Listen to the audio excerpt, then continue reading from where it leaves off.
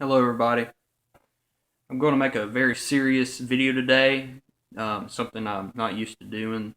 I'm usually making, comic book videos, showing my hauls, showing collections, doing hobby videos, stuff that I enjoy. But from time to time, it's time to get serious and talk about what's going on in America. That's where I live. And I know a majority of my subscribers probably live in America too. And you might have heard what's going on in the news, and if not, I'm going to just fill you in that there's been some shootings, there's been some killings because of this guy in Oregon shot up a school and killed 9 people. And what really struck me is that those 9 people were Christians. And if you didn't know, I'm a Christian. And that really just really made me sad and just angry at the same time because I thought I would never see Christians being killed the way the 21st century has shown. I mean, we got shootings in the church, like in Charleston, and now we got it in Oregon. What's next? What's next? And I've been discussing some of this issue with Captain Cummings. I've subscribed to him. He subscribed to me. We discussed it on Twitter some last night, and it's just uh, terrible what's going on in the United States of America. I thought this would never happen in America. You always think that we're safe, but when it happens on American soil, it's terrible. It really is. And so I want to discuss today about what my feelings on the issue, what Obama discussed, and then I want to show you some or read you some scriptures from the book of Mark. So let's get into just what Obama said first. I want to say what he said, and that is, I just disagree with him. I disagree. Gun control will not work at all. Because if you look in Chicago, there's crime going on, and it's like a big civil war over there in Chicago. And you look in Maryland, Baltimore, Maryland, it's not working either. You have the strictest gun laws in America over in those cities, and it's not working. It's not.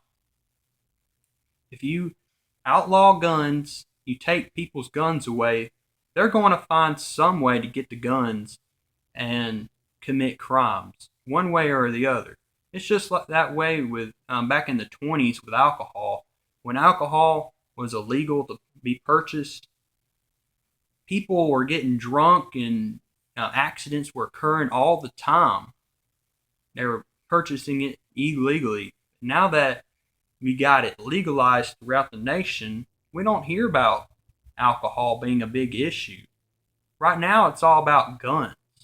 And the more we have gun control, with Obama's views on it, putting gun control, the more that I'm going to see of gun violence, the more school shootings, the more everything related to guns is going to occur if we keep going the path we're going with gun control. Gun control is not the solution. And Obama trying to politicize all this is it's just crazy, and it's not presidential. It's not presidential. And I don't even think he had the facts all the way down when he spoke, because he didn't mention a single bit about who those people were who were killed. And let me tell you, those people were Christians. If you didn't hear already, they were Christians. He didn't say that. He didn't mention that they were Christians. He didn't talk about the motivation of the shooter. All he wanted to talk about was his political agenda of doing gun control, and it's wrong. It is wrong to do that, because to me, that shows that he doesn't care that much when he does that. He's only out to please the Democrats in his party. He's he's not being serious about the issue. What we should be doing is getting on our hands and knees and praying to the Lord Almighty to help us in these dire circumstances. And let me get back to what I said earlier about my first topic, and that is my solutions to helping, stopping this violence in America, and that is we need a spiritual revival in this nation.